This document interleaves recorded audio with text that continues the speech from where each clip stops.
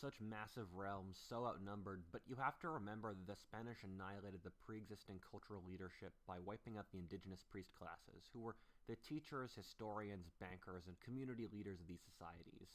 Similarly, the Spanish argument was that their god was superior, and that was very heavily backed by the natives dying at 90% rates to disease. With their belief in their own cultures and leadership neutered, the Indians of the urban societies in the New World became quite subservient subjects of the Spanish crown. The non-profitable areas were generally colonized by the church. Conquistadors wanted to become lords with serfs, but lost interest in the areas where that got difficult. The fathers just wanted converts, and it was nice if they got serfs as well, but that wasn't strictly necessary. On the mosquito-ravaged coasts of Venezuela, the deserts of Texas or California, or the grasslands of Paraguay, Spanish civilization was largely brought by the church. Brazil and Argentina are largely the exceptions to this. In Brazil, which we'll investigate in more detail, the Portuguese started using it as a way station to sail on their way to the Indian Ocean. Both Argentina and Brazil were settler societies in the mold of the US and Canada, inhabited either by African slaves or white settlers with little Indian influence. The Spanish crown had a social structure with three main power centers with one supreme over the rest, those being the landlords, church, and crown. The landowners were largely the descendants of the conquistadors. In most Latin American countries until around the 1970s, around 12 to 15 families controlled the majority of all the land, and thus large parts of the economy. The Spanish crown gave massive tracts of land to a new nobility, with serfs in exchange for converting them to Christianity. The church, given lots of land and tremendous amounts of power by a very Catholic society that had just defeated the Muslims, became a huge force in Spanish America. It was basically the cultural nexus that provided the basic welfare, education, art, banking, leadership, and investment of the Spanish Empire. The church was the most stable organization in society and was also the thing that the Indians trusted the most. Although the Spanish-American church was often brutal and racist, in comparison to the landlords who wanted to enslave the native population, the church stood up for the rights of the Indians and basic human decency. The crown was the most powerful element in Spanish-American society, which was deeply surprising given that the empire was so fucking huge.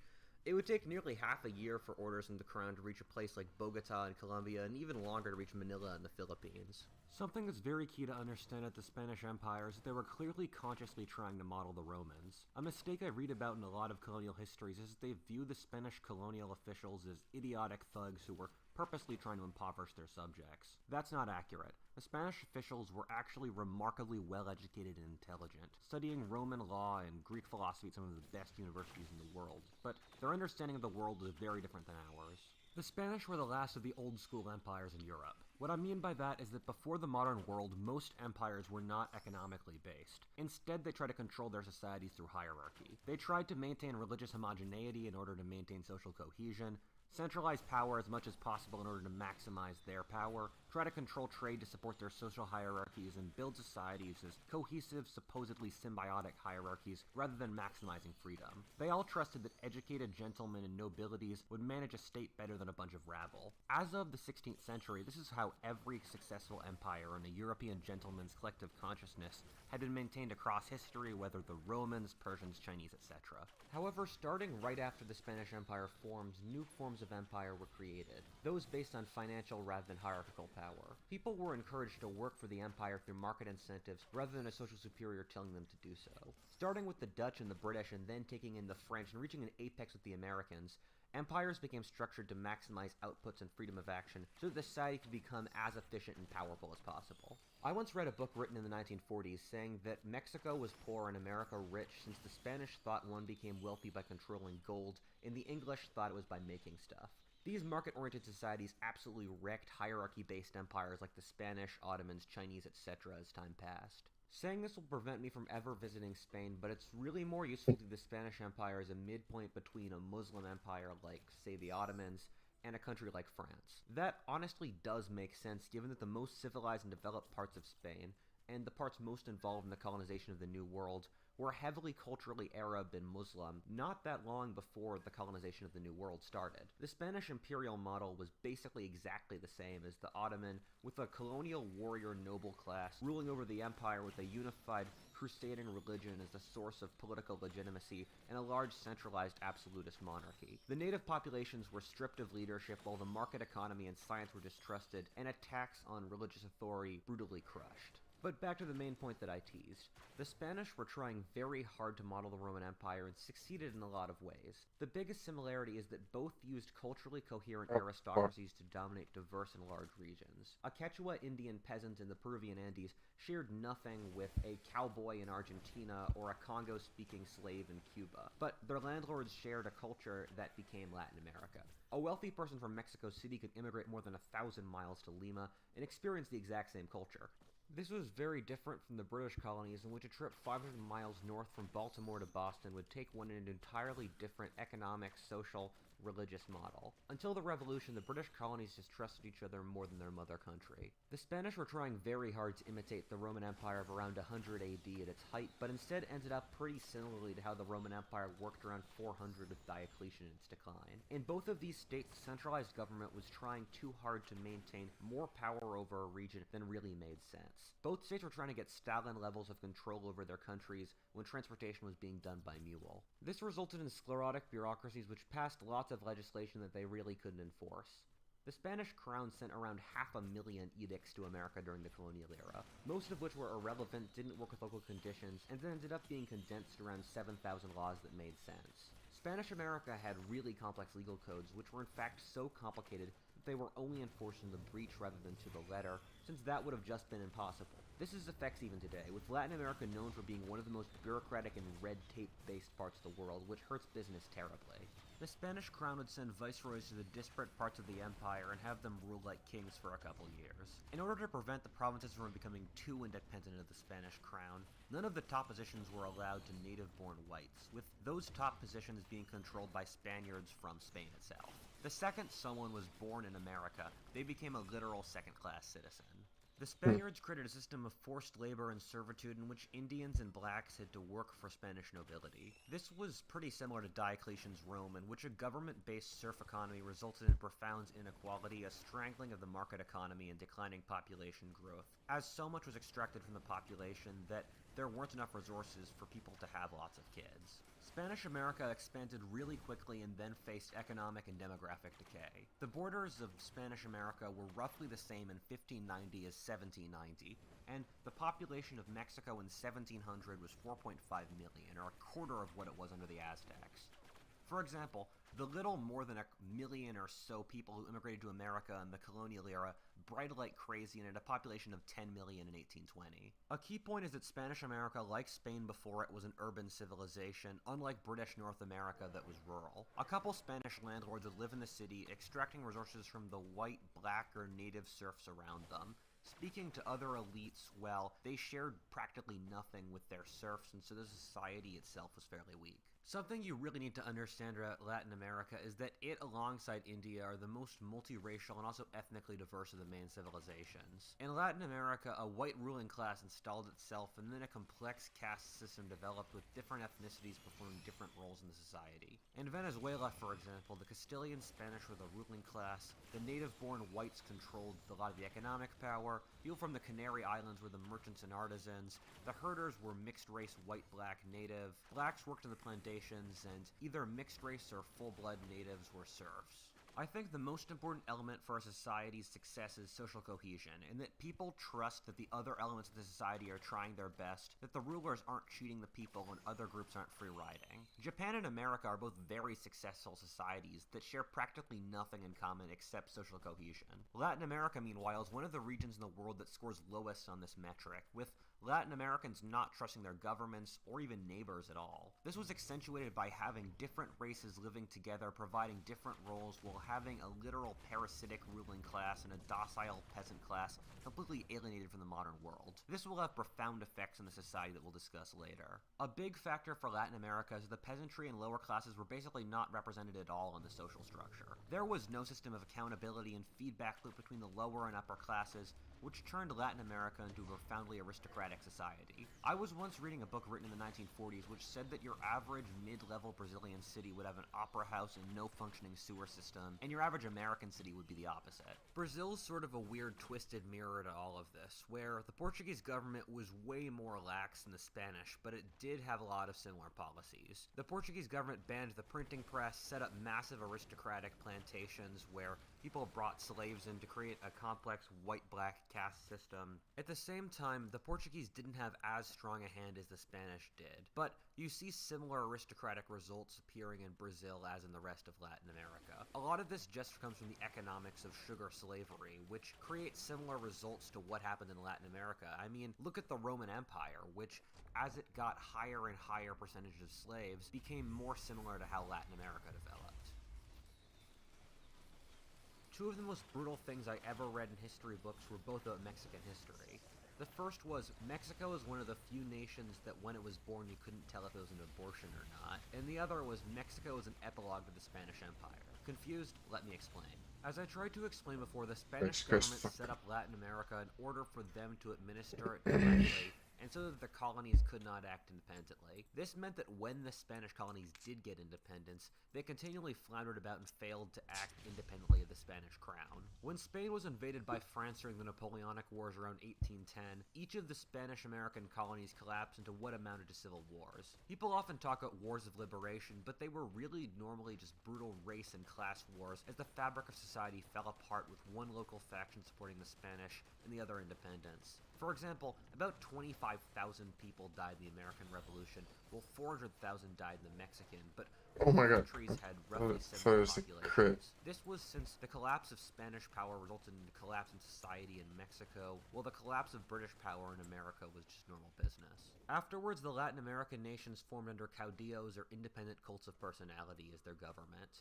These people would normally form factions to back them, often interestingly enough pulling from herding tribes as their followers, and then launch themselves into power for a few years until the next dictatorship would gain power. After a couple decades, the countries furthest from the equator pulled themselves out into coherent centralized states, independent from these leaders' personalities. Latin America has always not been very stable, and so political fashions elsewhere manifest really strongly in Latin America since the aristocratic culture allows cults of personality to manifest really strongly. Political fashions gain currency for a couple decades, allowing some Chad to gain power for him and his buddies, and then another fashion sweeps over the region when he can't make real long-term change. From 1850 to 1920-ish, republics of white landowners with voters rarely numbering over 10% of the population dominated the region.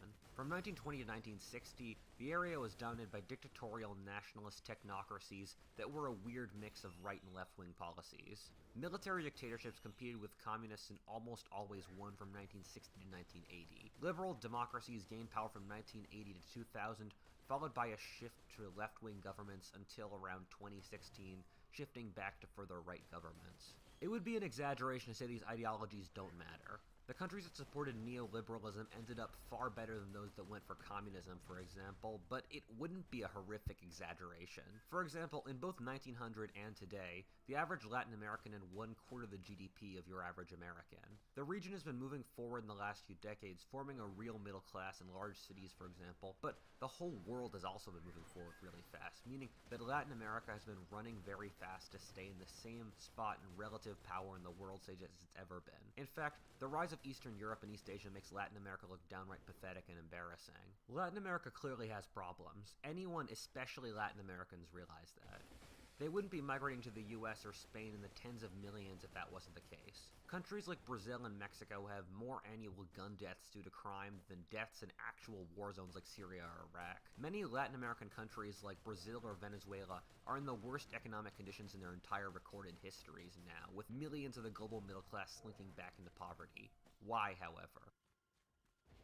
This is a question with really painful answers that people generally don't want to have be answered. The answers that get proposed are generally just demonstrative of what's self-aggrandizing. I will try my best to debunk some of the bad ones and try to propose some better answers. One of the arguments you hear coming out of the right is that there's something inherently wrong with Hispanic culture, that it's too collectivist, Catholic, etc. This is clearly false given that firstly Spain did quite well once it integrated into the European Union, and that Hispanics have done well inside the US. Miami in real terms is culturally part of Latin America, as is the Mexican borderland, and both are quite prosperous. Similarly, you still hear what amounts to the racist argument that Latin America isn't successful since it's brown.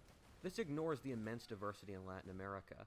Argentina and Uruguay are whiter than the US and Canada. There also really isn't a correlation for success and skin tone in Latin America. The Argentines in real terms are just as poor as their neighbors who are dark-skinned, and are far worse off than mixed-race Chile. Among immigrant groups in America, the largely white Puerto Ricans are poorer than other darker-skinned groups like the Mexicans.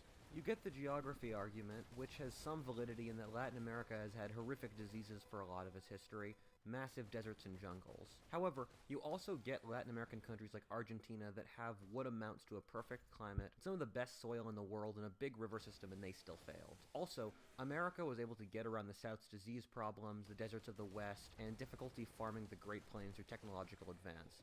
Latin America could have done something similar if it was a more technologically developed culture. You also hear the argument in the left that Latin America is held back by colonialism and a part of either Europe or America. On the surface level, this does make sense given how Latin America has been economically dependent on other regions, namely Britain before World War I and America since. However, upon scrutiny, it just doesn't hold up. Firstly, when you actually read the history involved, the local elites often welcomed colonial systems. Bolivar was practically simping for the British, for example. Latin America sells raw goods to the rest of the global market and in exchange gets produced goods. There isn't anything oppressive about it. All the partners are voluntary. Almost every economy ever has started with selling raw goods in exchange for produced ones with a more developed economy, but Latin America never progressed beyond it for centuries. The argument generally goes that if an American company would be mining copper in Bolivia, that it would be oppressing Bolivia, but if the Americans weren't there, the copper would never be mined in the first place, making everyone poorer. Similarly, studies have found that greater trade with America and Europe and China actually results in more wealth, not less. The drug trade is a critical exception to this, in which the massive desire for drugs coming out of the US destroyed practically every Latin country within 2,000 miles. However, to also be fair, if Latin America was already functioning, they'd be able to control the drug trade to a greater degree than they did. The British generally left Latin America alone politically, while the Americans launched a couple pinprick strikes in the Caribbean basin. The CIA gets way more credit than it deserves in Latin America. The destruction of leftists in places like El Salvador, Chile, and Argentina, for example, was almost entirely locally organized, and the US just watched. The US does relatively little in Latin America, especially south of the Caribbean basin, since it just doesn't care, although it does pick factions it wants to win. The US did make some horrific and atrocious blunders, such as the 1952 coup in Guatemala that removed a democratic reforming government, and a 1916 invasion of the Dominican Republic, but there are other points where the US should have intervened and didn't. Haitians, for example, begrudged the US in the 1970s for not removing their tyrannical Papa Doc, and I'm betting most citizens in Cuba and Venezuela would have preferred the US to have a stronger hand. The US has more leniency in Latin America than many people care to admit. America, for example, let Mexico liquidate the American Oil Company in Mexico in the 1930s without raising a hand. America also wanted Castro and allowed him to seize power in his early phases for hope that he'd reform the country until he became communist and anti-American. The myth that their problems are due to foreign exploitation is very powerful in Latin America and does immense harm. Any failed Latin American dictator will just blame their problems on the US or the West to remove responsibility from themselves. Latin America has wasted literal decades blaming America on their poverty, which just mires them in further poverty. The idea that their poverty comes from exploitation is a way of reconciling that many Latin Americans are taught their nations are rich due to mineral wealth, but that they live poor lives. The truth, however, is that wealth has practically nothing to do with resources, as Switzerland and Japan being wealthy with practically nothing, and Nigeria and Brazil with massive resources being poor shows us. The truth is that Latin America is poor since there isn't a division between legal, political, and economic power. When the Iberian conquerors came in, they structured everything on an aristocratic basis, concentrating economic power in the hands of the landlords and judicial and political in the hands of the Spaniards who recently came over, who, when the Spanish monarchy fell apart, defaulted onto the landlords. This lack of balance of power has allowed a profound sense of corruption and distrust to permeate Latin America, since there just isn't any competition to behave better. Once power is centralized to this degree, anyone who really tries to change the system gets crushed behind the force of entropy and various weird special interests that don't want things to change. The powerful have no interest in not being corrupt, and so the system rots inside. Revolutions have failed to reach their stated goals in Latin America, since generally what happens is that the revolutionaries just fill the shoes of the pre-existing oppressors and change the name since it's so easy and profitable. The revolutions that claim to be wiping out the landlords frankly just became new landlords. It's interesting given that the American stereotype went from the lazy Mexican for when Mexicans were in Mexico to Mexicans being really hardworking and stealing American jobs in America. In Mexico, one wouldn't work hard since one wasn't incentivized to, since the landlord would just steal it. Rule of law is the main thing missing from Latin America, and that no one can trust that the law will behave properly, and so people can't be ambitious for fear that someone more powerful than them, whether a government official, local drug lord, or wealthy neighbor, might predate on them. All of Latin America's main issues really spring from the Iberian aristocrats' desire to totally control their societies, turning everyone else into docile serfs. For example, both the Spanish and Portuguese banned, with some exceptions, the printing press in their colonies and tightly controlled the flow of books and ideas. This is part of the reason why Latin America's educational system is so weak, which weakened equality and social mobility. The strongly economically unequal society meant that wealth Oh moved my downwards fucking in a god. capitalist revolution. Similarly, the Iberians discouraged economic innovation with bans on banks and local trade between colonies. Latin America, as in all things, continued the precedent I Spain just set. can't. Spain I is a can't get very it. interesting precedent, since in a lot of ways it was heavily isolated from the rest of Western civilization. Spain purposely missed out on the Enlightenment, scientific revolution, and Reformation. It's an interesting trend in anthropology that colonial societies Peculiar versions of the ASMR. societies they came from, and that's true for Latin America, which in some ways is a parody Peculiar. of the Spain of that era. Spain is also quite interesting economically in that when the North Spanish crown conquered the South in the Middle Ages, they kicked out the productive local Muslim farming class in around the 13th century, replacing them with underpopulated ranch land. Similarly, the Spanish evicted their Jewish and Muslim merchant classes in the 15th century. The Muslim degree of development was higher than the Christian, and this resulted in economic stagnation as Spain became a highly aristocratic society. Spain in the 15th century was the poorest, least industrialized, and most unequal part of Western Europe, exchanging I'll be raw right goods back. for produced ones from the Netherlands and Italy. Again, as we've seen, Latin America took this to an extreme. Interestingly enough, Latin America's lack of wars has been a major liability. Latin America has been consistently the most peaceful part of the world over the last 500 years. This is partially since the countries, for the most part, aren't organized enough to wage massive wars of conquest, but also since the borders here make too much sense. As the opposite of Africa, Latin America's borders make a lot of sense, with most countries being organized around a fertile heartland with some sort of harsh terrain to demarcate a border with another country. The lack of war means that there isn't a great deal of competition between countries that would force them to improve. In a place like Europe, Latin American countries would be torn limb by Germany or France and would either have to reform or die, but no such desperation exists in Latin America, meaning the countries just keep on existing. If we look at the most successful countries in Latin America, such as Uruguay, Chile, and Costa Rica, they're all the regions that the Spanish government practically forgot about and didn't impose powerful hierarchies on. Hell, the Spanish didn't even acknowledge the existence of Costa Rica or Uruguay. Similarly, all those countries are generally pretty homogenous, with the rulers and ruled being the same ethnic group. More importantly, all these countries have had stable rule of law and democracy, which is what matters. In general, I would say not a lot, but I can figure a way out. The main vector through which Latin America could gain institutions is through proximity to the US. Tens of millions of Hispanics immigrated to America, and so the connections are strong and getting stronger. Similarly, American industry is relocated to Mexico to an immense degree, industrializing the northern part of the country.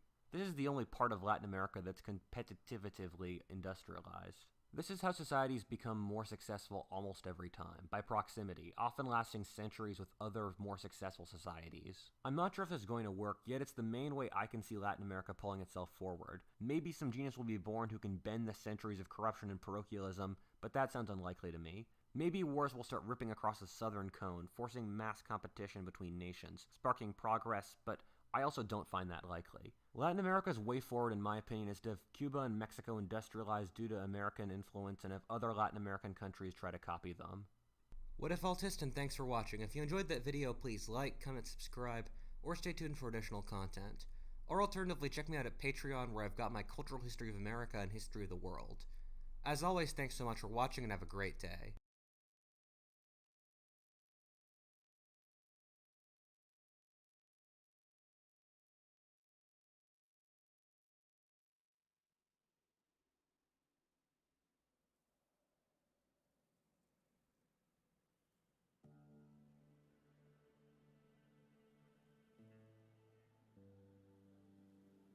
In the year 401 BC, at the height of the period known as the Greek Golden Age, a Persian prince named Cyrus the Younger was fighting a bitter civil war against his brother and was trying to seize the throne of Persia. To help him in this fight, he hired a mercenary army of mostly Greek soldiers, 10,000 men who traveled the long road to Persia to fight on his behalf. Among them was the Greek writer and adventurer named Xenophon, and he later wrote about this expedition in his work entitled Anabasis. Xenophon and his companions met the enemy Persian army at the Battle of Cunaxa, on the banks of the Euphrates River, and they gave the Persian prince Cyrus value for his money. The Greek heavy troops beat the Persians back and delivered a victory for the man who had hired them. But when the dust of battle had cleared, they heard the bad news. Cyrus the Younger had been killed, apparently knocked from his horse by a young common soldier. His claim to the throne of Persia had died with him, and the war was over. For the Greeks, this must have been heartbreaking. Their long journey, the victorious battle, and all their sacrifices had been for nothing. Their general had also been killed, and all of their senior commanders captured, leaving them without a leader and stranded in the middle of a foreign land. Now Xenophon and what remained of his 10,000 men had to find their way home to Greece. They knew that their only route was to reach the Black Sea, which lay across the wide deserts of what is today Iraq. They were terrified. They had few supplies, and the enemy army was already pursuing them close behind. They hastily elected some leaders from among them, and Xenophon was one of them. He told his men to throw away everything they carried, shedding weight in order to outrun their enemies, and so they pelted across the deserts and the fertile river lands dotted with date palms, following the course of the river Tigris north. And it's while they fled in this manner that they stumbled upon something that must have made them stop in their tracks. It was the enormous, crumbling ruin of a city, completely deserted, and full of the vast ruins of ancient buildings. This city was larger than anything Xenophon had seen back home in Greece, and later he wrote about this discovery in his work Anabasis. Kai hoi men polemioi, ho to praxantes apelthon, hoi de Hellenes asphalos porevomenoi. The Greeks continued their march unmolested through the remainder of the day, arrived at the Tigris River. Yeah, where's my alt-hist? Latin America is one of the most...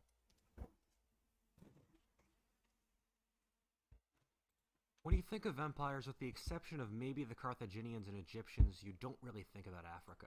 Africa has had empires, but these generally get forgotten, except for passing things like Mansa Musa was rich and Shaka Zulu was a total savage. This, however, does mean that I have a lot of space to play with here. This is a video where I change history to create 4 different African empires. Let's see how they'd have played out, what would have allowed their existence, what their strengths and weaknesses would be, and how they'd fall. As a final note, this video will not be focusing on a large Ethiopian empire in the East African Federation, since I've already made videos on those subjects. None of these scenarios are the most likely option that things would have occurred in history with, but are meant to all be within the realm of possibility if the players involved played their cards right. With that out of the way, let's have some fun.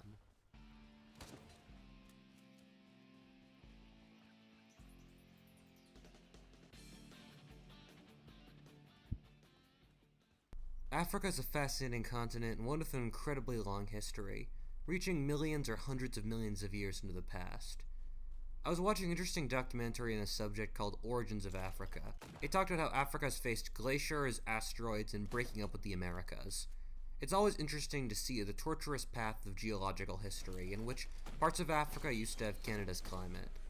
Even today, Africa's mineral wealth attests to this rich geological history. I was able to watch this on Magellan TV, a documentary streaming service made by filmmakers that is the richest history content of You any fucking streaming service. assholes. It also has a variety of content such as current events, science, and biography, like the stuff we talk about in this show. Honestly, if you want to start learning any topic entertainingly, Magellan's a great start. Magellan's compatible with basically any device and is 4K with no additional cost. Also, why not get this for your dad with a 1/3 off for your first year Father's Day sale? Click the link in the description to start learning about whatever inspires you today. Part 1. The Albanian Sultanate. Something a lot of people forget is that the Muslims were in the process of colonizing Africa in the 19th century before the Europeans did. Case in point was Muhammad Ali's Egypt. Muhammad Ali's pretty damn close to the definition of a Chad. He was an Albanian officer fighting the Turkish army in the early 19th century who, after the French lost power in Egypt, seized control of it. He then launched a large military operation of trying to conquer the Ottoman Empire, seizing control of Syria and even invading Greece with a massive fleet where the British and French teamed up against him to prevent him from destroying and reforming the Ottoman Empire into a powerful state. This all knocked him back to Egypt. I'm not going to have him seize control of the sclerotic and weak Ottoman Empire, which would have likely resulted in him reforming it and thus changing history massively, since he would have probably just moved his capital to Constantinople and created another European empire. Instead, I'm going to focus on two endeavors his descendants tried that had the potential to create an African empire. The American Civil War raised global cotton price through the roof as the American South, the producer of a majority of the world's cotton, was blockaded. This massive rise in the price of cotton resulted in Ismail Pasha, of Muhammad Ali's dynasty, going into a tremendous amount of debt to invest in cotton agriculture, which, when the US Civil War ended, resulted in a collapse in cotton prices, which made Egypt broke. Britain and France, who wanted their debts repaid, effectively ended Egypt's independence. The truth is that Egypt did have the potential to become a large cotton exporter, largely in that they did under the British without really changing their social structure much. Egypt has the great combination of borderline slave labor, fertile soil, and warm climate that's great for cotton. If the Egyptians didn't burn themselves up with debt and worked gradually, they would have been able to develop a strong cotton economy. The expansion of the Egyptian Empire would have been predicated upon no European colonization of Africa, which honestly didn't have to happen. The biggest reason the Europeans colonized Africa was fear that other Europeans were going to do it, and the ridiculous ease with which it was being done due to the incredible technological differences between Europe and Africa. Oh, okay, it doesn't waste. Started scheming on West Africa as a way to get it doesn't go away if I... the Franco-Prussian War, then the scramble for Africa might not have happened at all. In Egypt's case, the British might have set up the Suez Canal with a relationship to Egypt similar to what the Americans have with Panama, in that the British maintained the canal but let Egypt maintain its independence, and kept it as an ally that they subsidized. Before the British seized power, the Egyptians were expanding rapidly into Central Africa, having conquered everything to the Democratic Republic of Congo and Uganda. Without European interference, this process would have continued. The 19th century was an era of rapid Islamic expansion into tropical Africa across the whole continent, and without European interference, it would have gone further. I could see the Egyptians seizing control of Buganda and modern Uganda and installing themselves as a ruling class there. The way the Egyptian Empire could have worked, and they largely seem to have done this, is by effectively using the cavalry from Sudan to keep conquering southwards into Africa. The Sudanese would enslave and conquer the pagan peoples further south in the name of Arabic culture and Islam. Also, using the capital gained from the cotton trade, the Egyptians could have hired and drilled Western mercenaries and steamships in order to solidify their control of the Nile River that would allow them to maintain control over their empire. The Sudanese cavalry, if unleashed in the same manner as the Cossacks were in Russia, would have been capable of achieving great things, such as the seizure of Kanem, Bornu, and Chad, or spreading into the temperate regions of Kenya and Tanzania based out of Uganda. However, upon achieving these goals, they would install themselves as independent kingdoms, since the central Egyptian monarchy would not be capable of maintaining authority over them due to the great distances. We would see a ring of Arabic-speaking Muslim kingdoms in Central and East Africa of Sudanese origin. 2. The Igbo Empire. Reading Sahelian history of the area of north-central Africa has been interesting since, in a lot of ways, it's really archetypal of what every area's history is. If you were averaging the history of every region, it would be the Sahel. The average civilization's got a path something like this. The Sahelian states started out with trade and taking influence from other neighboring, more developed societies, namely the Islamic world. Then it formed under god-king monarchies who gradually moved to monotheistic religions to justify their power.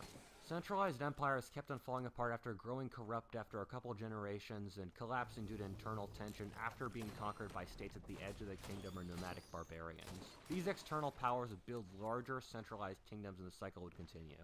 My thinking is that if Sahelian history was that predictable going backwards, then without external interference, it would have continued relatively predictably. In this timeline, something happens to Europe to regress its technological progress. Maybe the Catholic Church smothers science somehow, maybe Charlemagne's empire never falls and the West stagnates due to lack of competition. I don't know or especially care as long as Europe doesn't get involved in the slave trade, which took millions of people out of this region and destroyed the local balance of power, and the Europeans never colonized the area. Under these conditions, the region would largely evolve independently, except for Islamic attacks and trade from the north. It's interesting to see large waves of Islamic horsemen continually attack southwards in this region over time, forming kingdoms further and further south. There were generally two waves of this in the 16th and 19th centuries. The Atlantic slave trade slowed down this process by bringing large amounts of guns and money to coastal African kingdoms who enslaved at the expense of the interior, also by lowering the population growth that would have resulted in war and state formation. In Sahelian West Africa, you saw the Ghana, Mali, and Songhai empires in succession, pulling on horse tribes from the edges of those societies who formed ever larger and more centralized states. In this timeline, in the 21st century, an even larger empire forms. In this timeline, the 19th century Nigerian Sokoto Empire would probably have been larger without power shifting from the interior to the coasts due to the Atlantic slave trade. With the slowed down Islamic expansion, by the 20th century, the Igbo in Nigeria would have converted to Islam. The Igbo have a culture based on responsibility with democratic elements and a respect for education, which shows in Igbo immigrants being successful in foreign countries in modern Nigeria. In this timeline, the Igbo were integrated into the Sokoto North Nigerian Hausa Empire and rebel inside that empire, forming a larger empire that unites West Africa, creating a veritable West African Roman Empire. This is the progression you see by averaging all other civilizations' histories. Once West Africa's center of population would be placed in Nigeria, it would be so far removed from North Africa and the Maghreb as to make it entirely independent of Middle Eastern Islamic society. West Africa forms an entirely different civilization apart from Christianity, China, or India in the 21st century in this world. The Igbo Empire would be a more centralized, bureaucratic, caste-ridden, god-king-centered society, which was the progression of empires in this region. The Igbo language becomes the lingua franca, and the Niger River becomes the main artery of empire. In the end, as the empire would grow corrupt and divided like the Romans, barbarians from the Sahara and Berber horsemen would destroy it. Number 3, the United States of Africa. I was looking at this map from the 1960s about what they thought Africa would look like in the year 2000.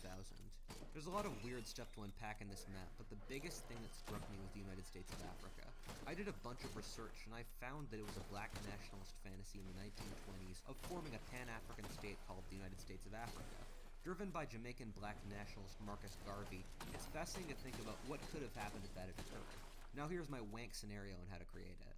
In this timeline, the University of Paris creates a Department of Black Studies during World War I as a PR move to get the African colonies behind the war. The department gets filled with black nationalists who start demanding independence and African unity. The next generation of African leaders is trained at universities like this, and so they get indoctrinated by this pan-African ideology, which becomes a much larger bloc or ideological interest. When France lets its colonies get independence, it hands over all of its West African colonies as a single massive country, as French West Africa was originally organized, rather than creating a bunch of smaller states since the African leadership refuses to be divided. A charismatic Nasser or Sukarno-like leader rises to power, leading a massive state based out of Dakar. The way we get to this map is by having said charismatic black nationalist leader of French Africa dude. also pull on black nationalist sentiment in the British-speaking colonies and form them into a sort of union. This state would not have worked. It's geographically way too large, being divided by thousands of religious and ethnic groups, the railroads for each of these regions leading to ports and not to other colonies, and the region having practically no literacy, money, or coherency. Also, the Americans and French would have undermined it, since another main factor of early independence movements was support for Third World socialism, and thus the state would have been a lukewarm ally of the Soviet Union, thus resulting in the US and France supporting rebellious groups inside it. Third World socialism was also a massive economic failure, and so the economy of this region would have been completely tanked, as occurred in every Third World socialist nation. Seeing the state collapse would be very interesting. Having this empire fail would result in a strange situation of discrediting the smaller nations that developed in our world, like Togo and Burkina Faso, by discrediting the idea of a state in this area in general. We'd see the region collapse in a war with some larger powers that be capable of exerting influence, sort of similar to how any data set works. You'd see ethnic groups like the Fang, who were divided among three nations of the Soninke, develop into nation-states based off their traditional tribal models. You would see Dakar get power as the old center in the same way Kinshasa does for being technically in charge of the whole Democratic Republic of Congo. Nigeria, for example, would be divided in at least three between Igbo, Yoruba, and Hausa part, with the oil-rich Igbo region being a Western ally. Similarly, the only real unifying force here, besides the European languages, is Islam, and you'd see an alliance along the Sahara and parts of the Sahel of Islamic nations forming a sort of understanding with each other while also waging war sometimes. Number 4. Anglo-South Africa. South Africa was nearly Australia. To be real, the conditions there were almost exactly the same between the two countries at the time of colonization. In both circumstances, the native populations were almost entirely wiped out by disease, and then a European settler population moved in. The difference was that South Africa was settled by the Dutch and Australia by the British, who were very different colonizers. The Netherlands was much more of a plutocracy, with their colonies run to gain as much money for the elite as possible. We see this, for example, in Dutch New York, in which the land around the city was divided between wealthy Dutch landlords who imported tenants to work for them. There were plenty of poor Dutchmen who wanted to immigrate to America, but that would have resulted in more hands in the pie for the wealthy Dutchmen already active in New York. Thus, immigration was discouraged. The British, meanwhile, dropped 750,000 people in their colonies in North America and just told them to figure it out. In South Africa, the Dutch set up a slave system in which they brought slaves from West Africa to work on plantations. Slavery always limits the abilities of poorer immigrants, which discouraged immigration to South Africa, meaning the colony had a tiny population. The South Africa that formed afterwards was a racist apartheid state based off cheap African labor. However, let's say in this timeline that the British see South Africa in the American Revolutionary War when they were fighting the Netherlands. They then drop a good amount of the convicts they would have put in Australia in our timeline there, thus turning the Cape, which had a tiny population of 50,000 in 1800, into a majority white English-speaking country. The Anglo colonies had a massive birth rate, and this would occur in South Africa, with the Cape having a population numbering in the millions by the early 19th century. This would precipitate a large migration northwards, partially like our timeline for the Dutch to escape the British hegemony, but also to alleviate British population growth. As they pushed into the tropics, the South Africans would rub up against the densely populated and more developed Bantu populations, who were in fact resistant to European diseases, the most notable example of which were the Zulu. The Anglo-South Africans would commit horrific atrocities in order to secure the best land, pushing the native black population onto reservations. With the invention of the railroad and better medicine, Africa became colonizable, and so we would have seen white immigration to the temperate highland regions of southern Africa, like Zimbabwe, and we'd see them seizing parts of Portuguese Angola, which was a ridiculously weak colony, settling in the temperate mountainous regions. Katanga and the Congo would also become a protectorate for its rich resources and would be used to grow cash crops due to its rich soil. A weird situation would develop here where we would see white enclaves in the temperate zones of southern Africa with highly developed technology and agriculture tied together by a railroad with large African populations in between. This regime would likely be brutally racist, although the Anglos would probably not reach apartheid levels. Likely some deeply hypocritical classist system would develop in traditional English fashion in which the blacks would be given voting rights if educated, and then education would be denied to the vast majority of Africans. Similarly, there'd be large black protectorates in the areas the whites wouldn't want, like Botswana and Malawi, that the whites would need to pacify in order to reach Katanga and Rhodesia. This region would probably be a bit like the American South, in which the massive wealth disparity between whites and blacks would be so great as to poison class and race relations, thus lowering social cohesion in stuff like education, public policy, etc. I can't tell if this would be an apartheid state or if they'd reach a sort of understanding. The Anglos in our timeline in South Africa were generally trying to reach a sort of racial understanding, supporting the black vote, but I don't know if their self-interest would be aligned in this timeline as to support an apartheid regime. If they failed, they'd probably be facing Marxist and black nationalist insurrections inside their protectorates, though demand a large and aggressive military. This Anglo state in the international stage would clearly be a British ally during the World Wars and an American one unless their racial status was as brutal as apartheid South Africa. Even so, they'd still be an influential power broker in the southern African region. Okay, that's all for now. I can't wait to see the maps on Reddit for these empires. Which was your favorite? The Ottoman Empire survived for 600 years as the preeminent Islamic power. It once ruled a region stretching from Hungary to Somalia, and from Algeria to Iraq. It survived until a little more than 100 years ago, and actually coexisted with the Warner Brothers film company.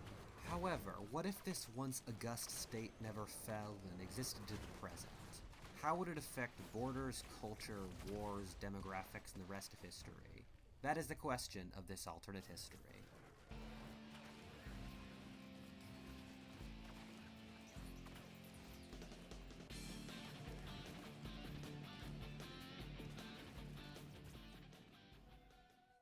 The Middle East is very complicated. To say anything else would be foolish. To be a political leader there, you have to play four-dimensional chess, and it's easy to make mistakes and oversights or decisions that in the long run are regretted. I was just watching an interesting documentary called Promises and Betrayal about how the British tore up the Ottoman Empire after World War I, offering very different deals to the Arabs and Jews while taking the land themselves, setting up a lot of the conflicts that still exist today. I was able to watch this on Magellan TV, a documentary streaming service home to the richest and most varied history content anywhere. They have stuff on the Middle East, current events, ancient history, and the world wars. It's compatible with basically any device and also comes in I 4K can't get without past the additional fucking first colors. stage. Start learning about whatever inspires you on Magellan TV today.